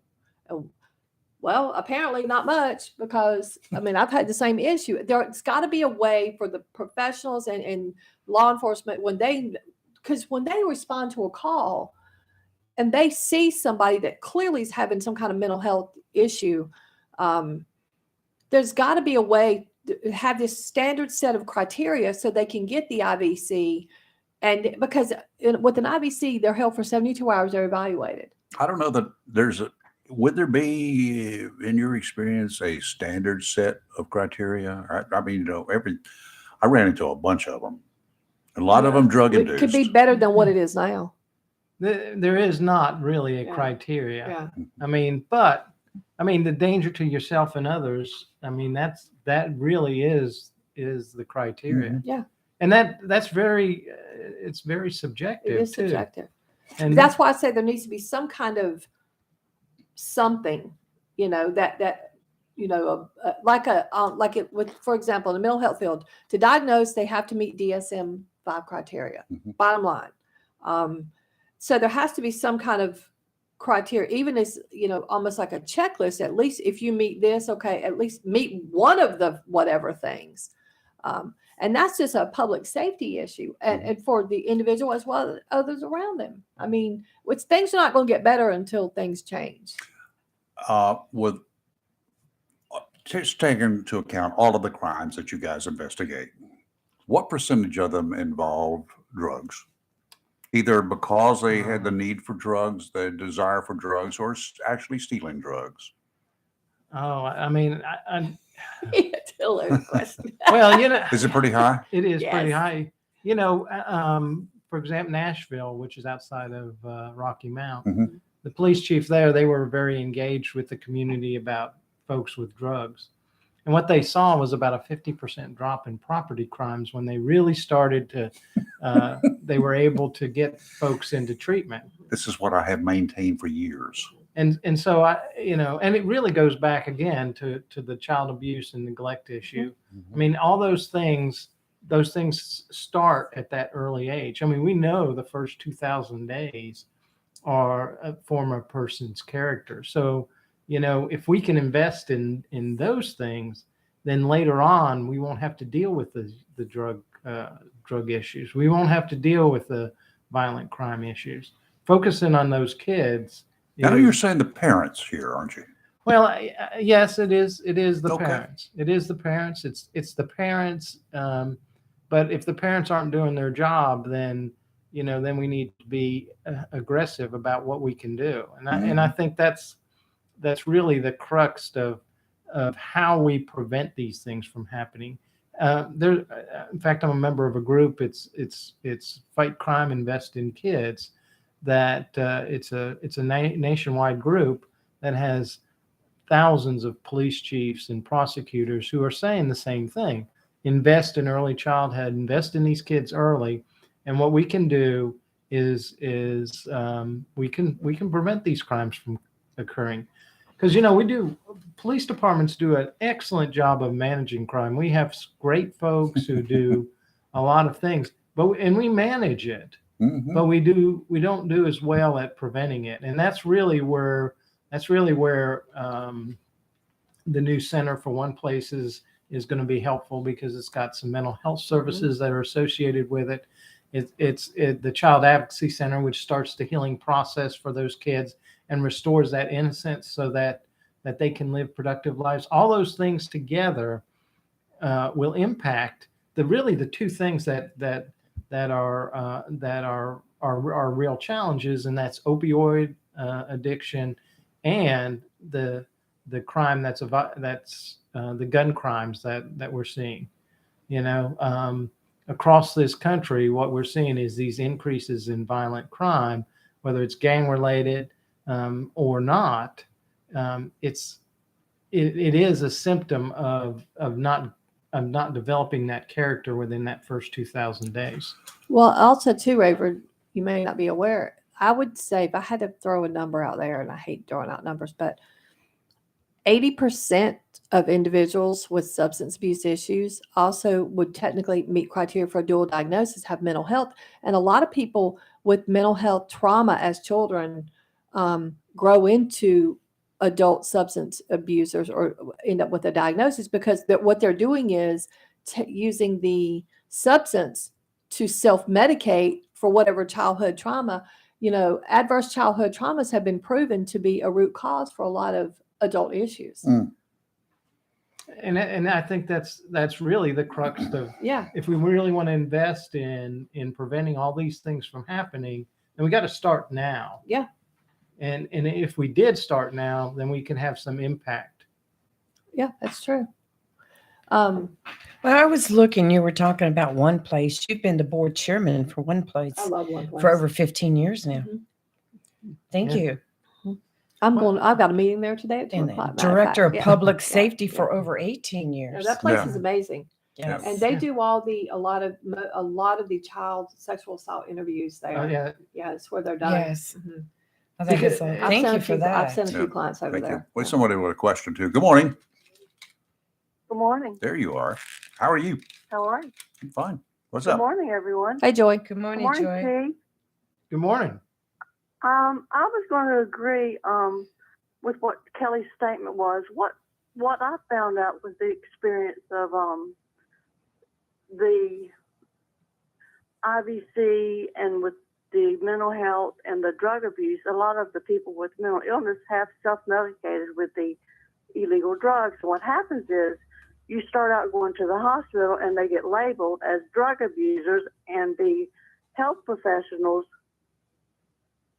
it's really sad. They want to just put down, as soon as you walk in, they get to know you because they see you as a drug abuser, and they know that you've got this mental health, but they want to just always look at the drug abuse. Well, it takes you forever and a day to get them IVC because you go to the magistrate's office, and then you have to fill out paperwork, and then you have to call the mental health crisis team. And by that time, you already know that this person is getting ready to get arrested. They're going to be getting back into the justice system, and they're going to be arrested because you know the individual and who they are and how they're going to act. And all of a sudden, you finally get them admitted into the hospital before they are incarcerated. The hospital keeps them 6 to 7 days waiting for a bed to send them to a psychiatric hospital where they have been before. They have schizophrenia, and they've been off their meds, and they've been using illegal drugs, which is, of course, they shouldn't be, but that's what they've done. And you're almost there, and you think, oh man, they're going back to the hospital, and maybe this time they're going to stay on their meds. And the day comes, and the hospital calls. The psychiatrist says they need to go to the psychiatric hospital, and the hospital calls, come pick them up. We're not going to admit them. They get out a week later. They're in Onslow County Jail. So what do you do, Chief? Well, part of what we've been doing is our LEADS program. That's our law enforcement assisted diversion. And that program is to divert them from jail into some type of treatment. So far, we've had some success, not as much as we'd like to, but the jail is not the place for them. The place for them is treatment. And what you said is true. Is a lot of times they self-medicate themselves. It's just like what Kelly was talking about just a few minutes ago. It's because of childhood trauma a lot of times.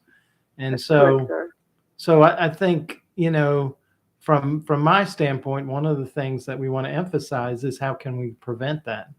And that is, addressing that childhood trauma, whether it's through the Child Advocacy Center and prosecuting the case and giving them the correct, and do that at the time that trauma occurs, so that they can live a healthy and productive life. Well, what happens is usually, sir, is I found out that a lot of times the person that has become addicted to the drug does not bring up that trauma until like 25 to 30 years later. They finally bring that up. And at that point, this happened like, let's say they're 7 or 8 years old, and that trauma finally comes out, and then they're already in the justice system, they're past that time. In other words, they haven't had that chance. In other words, their life's sort of already messed up by that point. Am I making sense of what I'm saying? Yeah, there? but Joy, let me say that it's never too late to address trauma. I've got clients in their 50s and 60s that are addressing childhood trauma that things have completely turned around for them. Kids often the key is getting it when it first happens. But sadly, for people that are 50 and 60 now, that wasn't a thing back then. Correct. So, but now, for kids currently, when there is, sexual assault or child abuse, in my opinion, you need to get those kids into therapy with somebody trained to do it. I mean, just because someone is a therapist doesn't mean they're trained to deal with those kind of issues. So put them where they need to be, and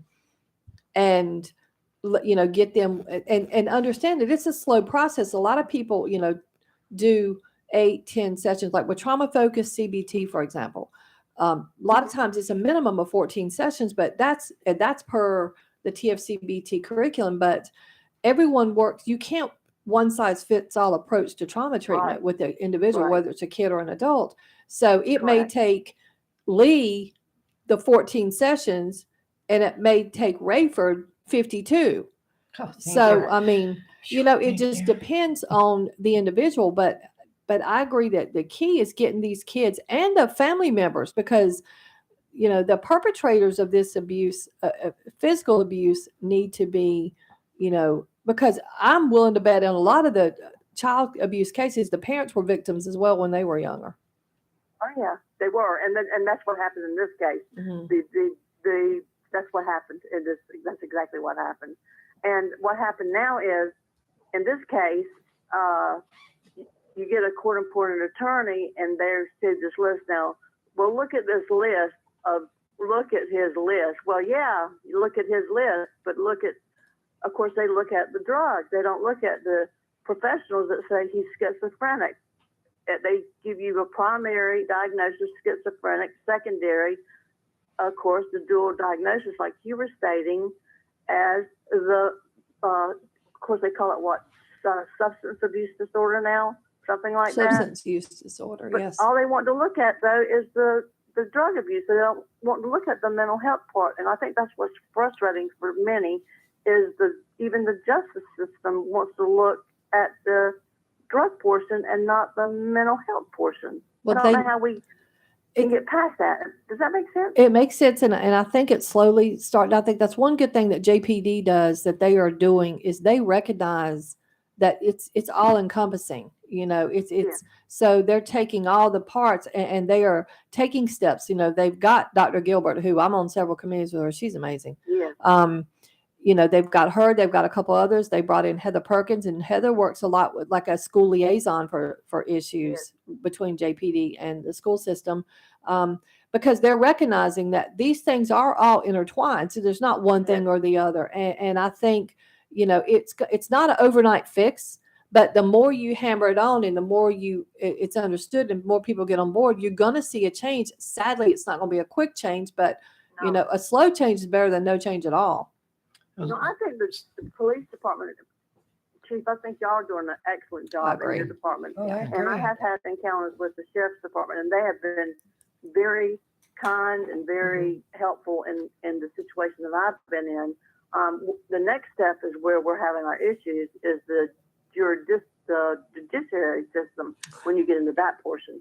Well, Senator Lazara actually gained some funding for a veterans court here. He did. And so that veterans court is what the veterans court is designed to do is basically look at the mental health process, and it's more of a process rather than a court case.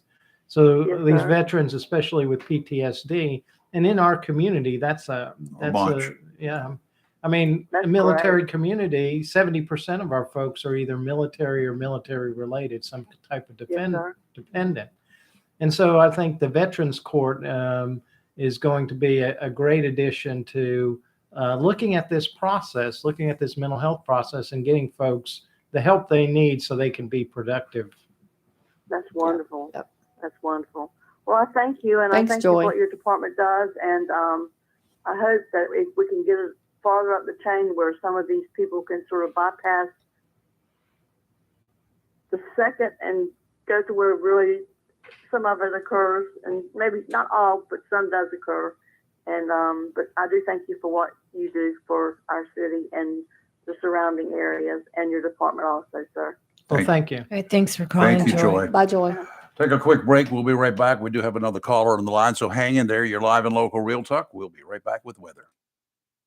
Welcome to Lane & Associates Family Dentistry, where we love to make you smile. Now proud to be working with Doctors Kim and Tommy Morgan, formerly Morgan Family Dentistry. The Jacksonville and Richlands Morgan offices of Lane & Associates Family Dentistry blends the latest technology. Caller, hang in there. We'll be right back. The offices of Lane & Associates welcome all ages and accepts all major insurances, including military. Lane & Associates Family Dentistry has been serving the state of North Carolina for over 40 years, with 2 locations in Jacksonville, Richlands, and Maysville. Call for an appointment today at 877-LANE-DDS or online at lanedds.com. Welcome to Lane & Associates Family Dentistry.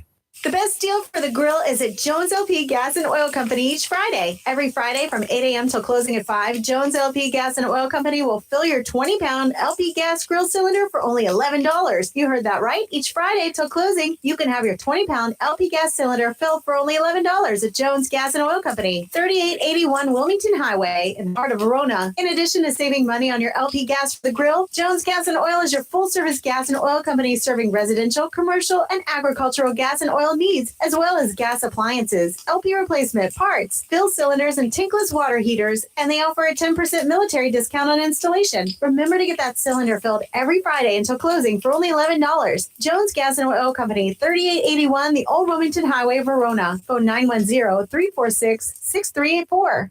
Whether it's a quick bite to go or a sit-down lunch meeting, make the Burrow Restaurant your midday go-to eatery. From small plates and appetizers, sandwiches, burgers, and salads, to steak, seafood, chicken, and pasta, there's something for everyone, including a kids menu. Or pick up a Low Country boil from the Burrow's Low Country Kitchen for your next office or family get-together. And craft cocktails to go. Restrictions apply. Ask for details. The Burrow Restaurant, 109 North Front Street in historic downtown Swansboro.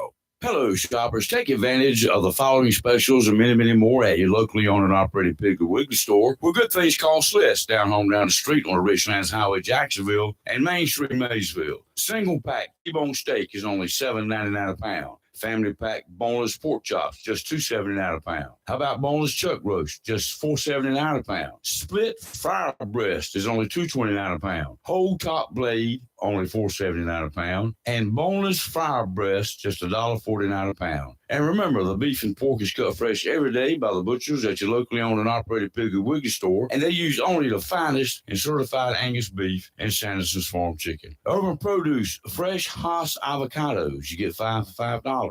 White or yellow onions, 99 cents a pound. Sweet ripe peaches, plums, or nectarines, just $2.79 a pound. Navel oranges are only 59 cents each. Red, white, or seedless grapes are $2.99 a pound. And you get a 5-pound bag of red, white, or Yukon Gold potatoes for just $3.99. And you get 4 6-packs of Cocoa Sprites for just $14. That's your locally owned and operated Piggly Wiggly store, where good things cost less. Down the street, the Richlands Highway, Jacksonville, and Main Street in Maysville. Remember, save big with the pig.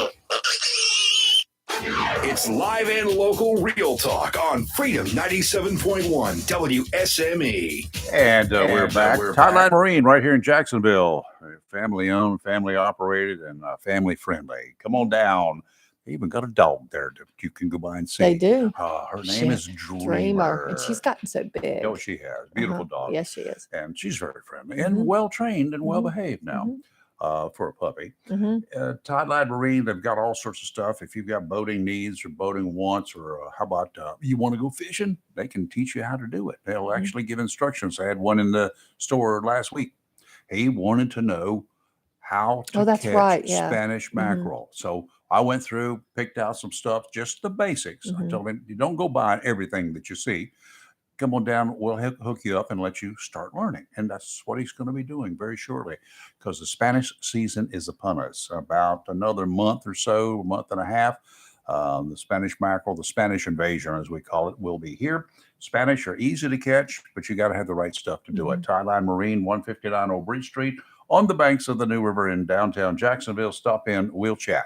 Easterly winds offshore today, 15 to 20 knots, becoming southeasterly, 10 to 15 in the afternoon, 3 to 5 footers, 2 to 4 near shore. Dominant period 5 seconds, sounds and rivers choppy, diminishing to a moderate chop in the afternoon. And tomorrow, southwesterly winds 15 to 20, Gusts to 25. Seas a bit dicey, 4 to 6, 3 to 4 near shore. Dominant period, 6 seconds. Sounds and rivers will be choppy. And on Friday, southwesterly winds around 10 knots, increasing to 15 to 20, with gusts up to 25 in the afternoon. 3 to 4 footers to begin with, building to 4 to 6 in the afternoon. Today, partly sunny, high of 76, and it's going to be gusty, guys. Tonight, mostly cloudy, low of 61, and not gusty. And then tomorrow, it's mostly cloudy, high of 81, gusty, but we're under a 50% chance of showers and thunderstorms, so hit or miss. Tomorrow night, mostly cloudy, low of 59, not gusty. And then Friday, partly sunny, high of 78, and gusty again. So gusty during the day, not at night. Well, the wind will blow the pollen off the car, maybe. Onto the sidewalk. Onto the sidewalk. And then along comes the rain that you're talking about. Yeah. Now wash it away. Good morning. Who's this?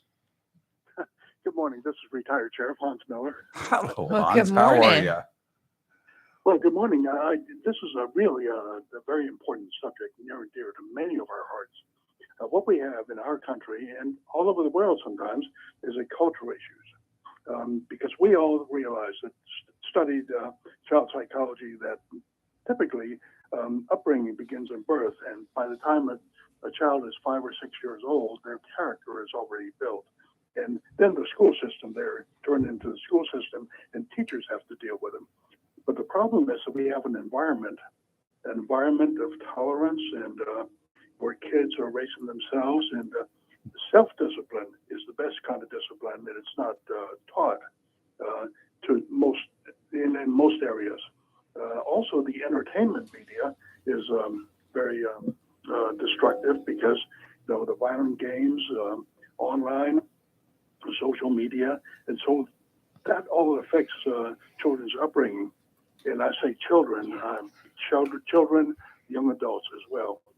But I think what I would recommend is that locally here, our agency have to be working together and collaborating and working with the school system, and also teach. We have Onslow County peers where young families, mostly mothers, but some fathers as well, are taught parenthood. Take care when. It drives me crazy when I go to a restaurant and I see a family sitting together and everybody's on a smartphone. So absolutely support our CAC. Before we had a CAC, we had to take transport child victims either to Greenville or to Wilmington.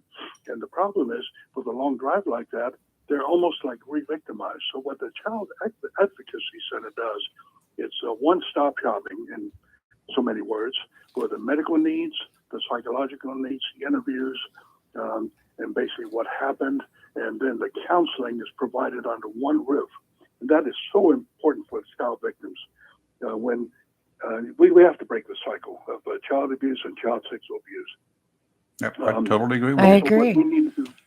What we need to do at the state level, we have to have long-term treatment facilities for mental health, but also for drug addiction, because you cannot unaddict somebody in 3 days. That's virtually impossible, because they're going to go back in that same environment. They're going to, feel the need to get that high, but it takes a long-term facility. Other states have it. Pennsylvania has state hospitals. Even New York, liberal New York, they have Bellevue, and it's a mental health hospital, and that sometimes is needed to change the person and have them stop become victims. The other thing that the state needs to do is we need to have juvenile hall. A couple of 3 years ago, the state changed the law. We can no longer charge 16-year-olds and older for adult crimes. It is now 18. That's consistent with all the other states. But the other states, a lot of them have juvenile halls. Go to Pennsylvania. If you're a juvenile, you commit a serious crime, guess where you're going to go? You're going to go and you're going to be in custody in juvenile hall. You're going to get your education. You're going to get your treatment. Those kind of things are so important, but it takes the state to step up and to make that happen. We actually brought that up when we met with the governor and the AG and the Department of Public Safety up in Raleigh. And I think pretty much everybody in the room agreed, other sheriffs and chiefs, we agreed that we need to fill that requirement. So What we need is evolutionary change to break the cycle, and sometimes it takes, I hate to say it, a generation to do it, but restore self-discipline, restore pride in country, and pride in the community, and people working together instead of committing violence and crime. Hey, Hans, I do appreciate it. And I'll Yes, ask sir. you and Chief here, we don't have a juvenile services center here, do we, specifically? No, we don't. So we have to transport to Wilmington. New Hanover County has Yeah. one, has had it for decades. Yeah. And we And had they're one full. along. It's been a while since we've had one, but you know, the state in its wisdom decided, just like the mental health system, they decided to consolidate because it would save money. And it has not. It's been an epic failure. Well, Epic. saving money sometimes costs the rest of us. It does. Well, when we had local services here, Yeah. I mean, it was easier to work through the system because you had relationships with people. But now, you know, just like with Trillium, I mean, there's 23 counties. Onslow County is just one of 23, and that in itself makes things challenging. Hans, I you know, there's not a whole lot in New Hanover County that I totally agree with, having lived there for 30 years. But the juvenile system, they do a very good job, an excellent job. And Castlehane typically is almost at capacity, sometimes It at is. capacity. It always was. But they, you know, they have a way of dealing with kids.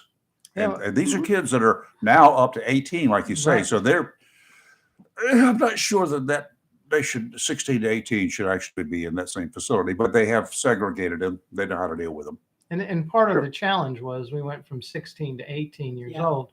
We didn't add the capacity for that system Correct. to handle that. And typically when you look at juveniles under the age of 18, that 16 to 18-year-old is where you're going to have the most offenders. Of course. Yeah. And so the system wasn't designed or doesn't have the capacity to address some of that. And that's been a challenge for law enforcement. It's been a challenge for the Department of Juvenile Justice and it's in our court system. So until they work through that, I think it's going to be a challenge for the next several years. Right. I agree with that. Yep. Hans, thank you, sir. Thank you, Hans. You're welcome, everybody. Sure. Bye-bye. Yep. Have a good one. Come by. I have a question for the chief, but I know we need to take a We need to break. take So a let's break, do and that your real quick. questions And right after I'll that. ask him my question. You're live in Local Real Talk. We'll be right back.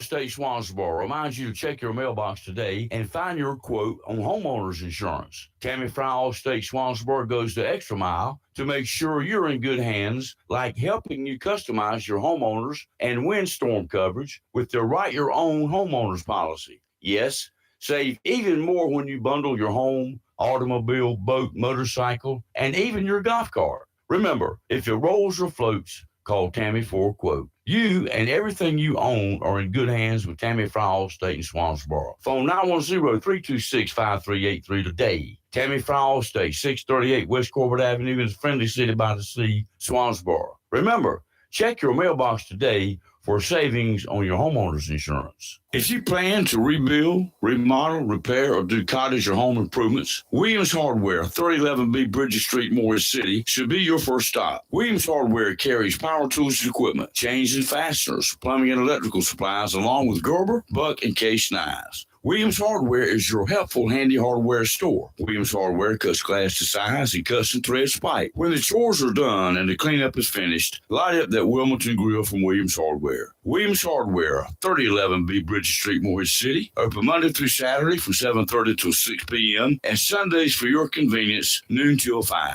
Phone Williams Hardware, 252-726-7158. When you need comforting, who do you call? An old friend, right? Jacksonville Heating Contractors services the heating and cooling needs of our area with dependable quality train systems, guaranteeing indoor comfort for your home or business. In addition to quality train systems, Jacksonville Heating Contractors offers 24-hour emergency service, NATE certified technicians, and over 50 years of experience and service you can trust. And with a Jacksonville Heating Contractor service agreement, You never pay retail for heating or cooling services and receive priority scheduling. Remember, an ounce of prevention is worth a pound of cure. And in New Bern, you can call Trent Heating and Air Conditioning 252-633-2200. In Morehead City, Sea Air Heating and Cooling 252-247-1122. If you need service or repairs, just call an old friend. Jacksonville Heating Contractors, an independent Train dealer. It's hard to stop a Train. For deals on Train systems and more, visit anoldfriend.com or call 910-347-2843. It's live and local. Real Talk on Freedom 97.1, 1120 AM, WSME. And we're back. It's always good to hear from Hans. Yeah. Yeah, thanks, Hans. Yeah. We appreciate it. I have a question for the chief. I'm waiting for this one. Okay. So back at the beginning of the school year, we had that terrible incident at Northside, and both my kids graduated from Northside, so I know there's been issues there throughout the years. And the subject of gangs has come up. What kind of gang problem do we have here in Jacksonville? Well, when we talk about gang issues, we don't really talk about whether the gang is organized or not. As gangs become more organized, they become more dangerous. Correct. Every community, I mean, if a police chief in a community says there's no gang, he's an not- ostrich. He's not telling you the truth. Okay. So there's always that potential. Mm-hmm. Our goal is, and we've been quite successful at it, is trying to address those gangs and trying to make sure that they don't get organized and violent. And so that can be a real challenge. Mm-hmm. And so there's a number of things that we do. Obviously, we do gang resistance education and training. We do that in the schools. Yeah. But we also share the intelligence between the sheriff just talked about cooperation. Sheriff Thomas and I have sat down and we've talked about how we can better communicate, especially through the SROs. Right. And working our SROs together from the county and the city, because those folks kind of cross those county and city lines. We've also brought in some training, and that training has to do with threat assessment training. It's modeled after what the state of Virginia did, and so that helps us communicate with the school system in order to talk about kids that have potential challenges, so we can address those. And we've been really, it's been a real cooperative effort between us, the sheriff, and the superintendent of schools to try to share that information between the SROs. Now, based on the process, the SROs can communicate with the school personnel. They can't share the information with us unless there's a danger to the community, but they can talk about these children and try to get them into treatment. That's kind of where Heather comes in Right. for substance abuse. Yeah. But there's other things as well. So, I mean, there's a lot of things that we've been doing there, and not to say that there's other things that we can. We've had some discussions about what other things we can do to reduce the potential for gang violence in our community. And I think the other thing is that we are competing with, in general, the video games, the movies, the influences that these kids have, that they get drawn into this world that they glamorize, and Right. so that's just one more thing that everyone has to work against as well. I used to talk about, when we talk about gang activity, we talked about Chuck Norris and when he was the Texas Ranger. Yeah. And so on TV, you saw violence. You saw violence address it. You saw the gang activity, the gang signs, the gang symbols, and then we wonder why our kids pick those kinds of stuff True. up, because it's shown in the media. And I mean, I'm dating myself by talking about. I know exactly what you're talking about. But you're right. Yeah, but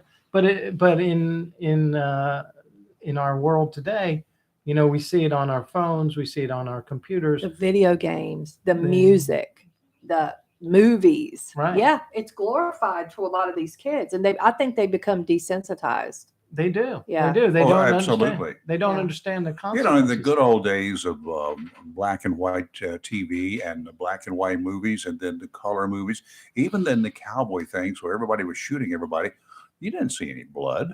You didn't see gore in those days. That's Did true. you? You don't Do know. you You remember say that. any of You're those? right. No, there wasn't Yeah, any. we never saw that. Yeah. It didn't happen. Joy, you're back. I apologize for calling back, but I needed to tell the chief something. Okay. It's a good thing, though. Yesterday, at the corner of Marine Boulevard, Bill Fort, Gun Branch, that area, there was an automobile accident, and I was involved in it. Uh-oh. And yeah, We hope and you're I heard okay. yes, sir. Thank you. Just sort of, what's the song? It's got shake, rattle, and roll. That's what I feel like this morning. I feel a little shake, rattle, and rolled. But anyways, yes, sir. All three of the individuals involved walked away, but the cars, of course, were towed. But as I was sitting there, I heard some squealing going on. I thought, well, I need to slow down. I was going through the green light, and I looked to my right, and as I looked to the left, I saw this great big white, huge, monstrous truck coming toward me, and I thought, I'm getting ready to be in a wreck. And all of a sudden, bam, it hit me. Well, of course, I was in shock at that point, and as I turned a little bit to my left, who do I see standing in the back corner but Mr. Brown? Mr. Brown was like, Not me. Not this one. No, XY. I know who you're talking about. XY. He was on his way apparently to do his school. School was probably getting out. Right. He was like 2 cars behind me. As soon as the accident happened, he had popped out of his vehicle, got right in the middle of all that chaotic stuff going on, and started his job. I then, love of course, him. And then, of course, your other officers, arrived upon the scene. But kudos again to Mr. Brown. He went right to work without a beat. He got right out of that vehicle and started his job. And your officers did an awful good job also. Well, thank you. We have great people. Well, you do. Absolutely. Yeah, XY. he's a picture. Oh my God, XY is scary, man. He runs that tight ship over at that I don't school, man. look. You don't get out of line. When you with have to him. stop at that line, I'm at least that far I do behind the too. line. I try to avoid that. Yes. I've had that finger pointed at me once or twice. I thought, but I was so glad to see him yesterday Oh, when he's I was like in excellent. Yeah. shock. And I'm thinking, he was right behind me. I said, oh, thank goodness, Mr. Brown. If he's at Northwoods Everything Elementary was- School Oh, yeah. and it's time, I go the I long do. way. I avoid it because he is on point. I mean, I love him. I love him. I had no problem with him. He and I got along very well. But I mean, you know how hectic it is there, but he took charge. I obeyed the law there. Oh yeah, he He's a will good make man. you afraid to do anything. We Yeah. think he's But thank you probably again the- for your Oh, officers this- and He kudos to is. Mr. Brown for doing his job at that point in time. Thanks, Joy. Thank you, Joy. I Thank saw there you. was a thing on the internet that he is the oldest in the United States, Yes, active, currently so. Yeah, active police There was officer. an Yeah. officer that was in Texas that was Uh-huh. 101 years old. Oh, wow. Still working. Oh. So he I know, passed Melvin. away. He recently passed away. So we're He's, pretty yeah, sure. he's the oldest now. Yeah. Do you know I what saw his that. real first name is? James. Yes, sorry. James Brown. Well, how did he Yes. get XY? He chose it. I know the house he grew up in. Oh yeah. Let's take Used a- to be on my mail route too. Oh, God. Let's take a quick break. You're live and local Real Talk, and we'll be right back if I can find the button.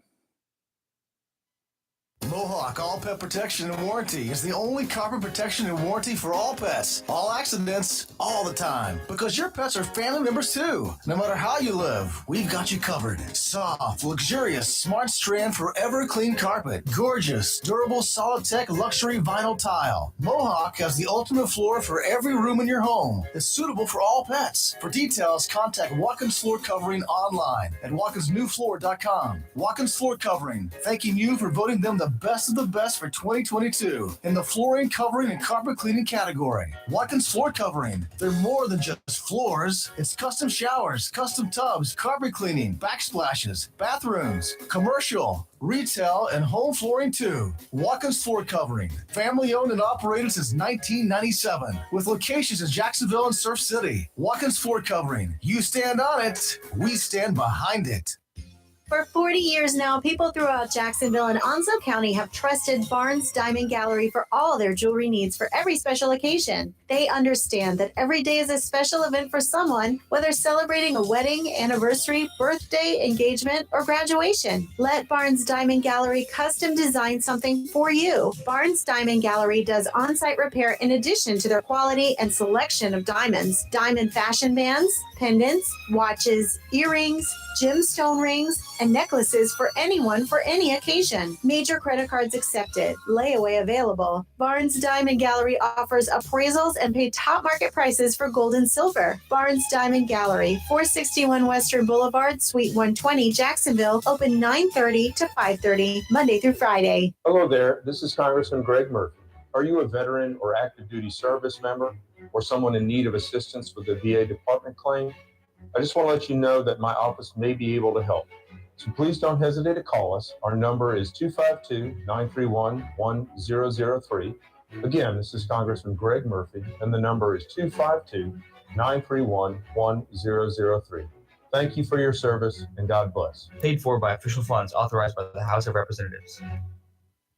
If you own rental property but don't have time or expertise to manage it, entrust Fountain Management with managing your rental properties. There will be no disappointments. Fountain Management is very receptive to answering any questions along the way. If you're looking for an honest, professional, friendly management company, call Fountain Management today, 910-455-1609, or visit Fountain Management at 255 Williamsburg Parkway, Jacksonville. Southern Touch Painting, Maintenance, Power Washing, and Roofing specializes in residential and commercial interior and exterior painting. In fact, they paint most anything except cars, including homes, businesses, apartment complexes, decks, and they do minor repairs, wood repairs, pressure washing, waterproofing, and more, including storm repair and cleanup. Southern Touch Painting, Maintenance, Power Washing, and Roofing, fully licensed, insured, and locally owned and operated by Roger Carroll Jr. References available and customer satisfaction is always guaranteed. So if you want to paint it, maintained, power washed, or need a new roof, call Southern Touch Painting, Maintenance, and Power Washing at 910-939-0749 or visit southerntouchpaintingnc.com. Southern Touch Painting, Maintenance, Power Washing, and Roofing salutes our troops and is proud to be part of the continued growth of Onslow and surrounding counties.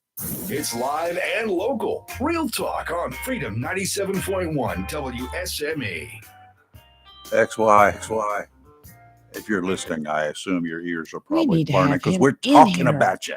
We should have him. That's why Brown. I gotta chase him down. Hey, before we go any further, I want to put something out there about the chief, the director of our public safety.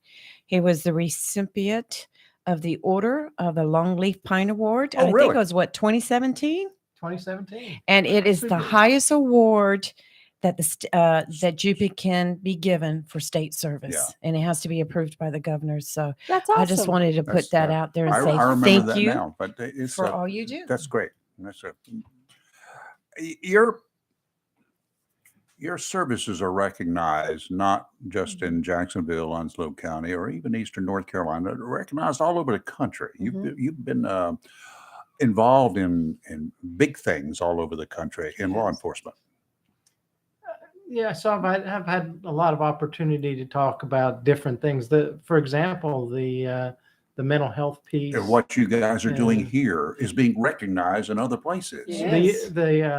I mean, we haven't really talked about use of force, but the use of force, the reductions in use of force, and the process we went through to reduce force has been recognized across the country. We worked with PERF, Police Executive Research Forum, and the Vera Institute, and they helped us look at our use of force process and look at it in a different way.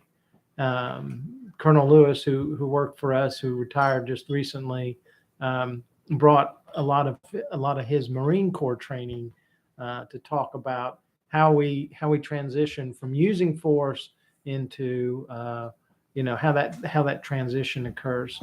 So when we talk about those things, we've been very successful. And I say we is because it's a team effort when we talk about the things that we've accomplished for the city. Yeah, it's great not to make bad news like a lot of towns and counties and states do. It's great not to have to read about us.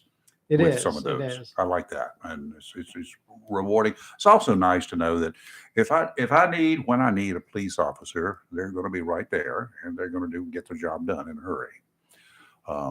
I do wish that after it gets through the district attorney and dealing with the DA, some of these criminal cases could be adjudicated in a timely fashion instead of delay, and then take a plea. I agree with that. You know, and we are lucky. I mean, I look across the country and I Mhm. see some of the DAs that are making the news. We're lucky to have a great DA. Oh, we are. That My works. God. I mean, he works very well with us. He's, you know, I can call him at 3:00 in the morning, and He's accustomed to it. yeah. And I mean, if we have something that's serious, you know, usually we're on the phone in the first few minutes, and he's very, very helpful and very, very conscientious about what he needs to do to ensure justice. He's definitely a hands-on person, and I do appreciate that. And I'm glad he works with law enforcement here as well as he does. Yeah, So we very are rewarding. lucky. We're lucky Oh, that we have somebody of his caliber here. Yeah, we don't have a Gascon here. I think we're very Yeah. fortunate here in Onslow County. We have, you know, we've always had a great sheriff's department. Mhm. Our police department is outstanding. Our emergency services, fire services, from city to the We're county. lucky. We are lucky. We are We lucky. have great But it's representation. by design that we're lucky. It's not by Yes. just happenstance. I will tell you that right now. It takes people at the top who've been there, done that, and got the T-shirt, Yes. and they know where the issues are. I appreciate what y'all do. I know every morning that when I leave the house and it's still dark, it just seems like right as soon as I open that door, there goes a PD car by. And I don't know, it's just great timing every morning. And it makes me feel good because, you know, you walking out and it's dark, and even though I'm well lit, you just never know when somebody's hiding in the bushes, they want to steal your truck or something, you know. But we have great, I don't know, I'm sure about the Commons, but I know over where I live, there's constant police presence. They are. Oh, They Just need- driving the streets. They need to beef up the Commons a little bit because there's people riding through there like a drag strip, and there's too many I people don't have that problem out here. walking their pets or themselves or say that. whatever. Even when I go to work, I don't have any problems in the You need to morning. just stop right now. Well, you know, I mean, we all take steps to be protected and to protect ourselves, but just, you know, so many things you just never know with the way crime is increased. Not over from the my years. room to down here. I'm good to go. But if you see those folks in the Commons that are speeding, you get their tag number. I'll get their tag number. You can send it in to us, and what we do is we have the traffic division goes and visits them and talks. Oh, has a good to discussion. know. Oh, It's yeah. called the SITE program. So You know who you really need to put I on like that that. program to go visit them? XY. I was just going to say, Oh, XY. they will never even drive again. Send XY. Because there's a few that they must live in the Commons. They must live on my street or right off, because I keep seeing the same couple of cars that take that curve almost from a house, almost on two wheels. Like, and you know, my grandson comes over and there are people walking. My neighbors are always walking their dogs. Get that and tag number. I will get. We're going to Thank you set for up. that info. Hey, I'm we're gonna going to do set that. up in the actually, you can trees. go online and you can submit it online. And Oh my! Lee Oh, almost you're at done. my house. We're gonna be out there. Lee and I binoculars. gonna be out there filming the whole thing. Yeah. oh, you can Sweet. attach a video to it too. Oh, we're there we go. Okay, We're we there. got You've there. just It's done done. it, Chief. You've Yes. just done it. Good to know. Comments is quiet. The I other love it. squad is going to be Yes. out there. Heck yeah. Yeah. Chief, thank you for coming Thank in. you. Oh, thank very you. much It's always for a coming in. pleasure. Thanks for having me. All right, tomorrow we've got oh my, you know, that subversive group, the Grand Ole Yes. Party. Yes, They're going to be in here. Melinda's going to come in and talk And then about the that other- upcoming convention. And then that other Saturday. subversive individual that I know, George Yes. Papistrat, he's going to be in here. It's going to be a fun morning. It'll be a heck of a day. You're live and local, Real Talk Freedom 97.1, 1120 a.m. WSME. Fox News is beginning now. About 10 o'clock or so, we're going to have a dose of the Daily D's. And then at 3 o'clock, we're going to have Hollywood, the man in town. Have a good rest of your day. Be safe and slow down. WSME, Camp Lejeune, W246CJ, Jacksonville. Fox News. I'm Chris Foster. There's disagreement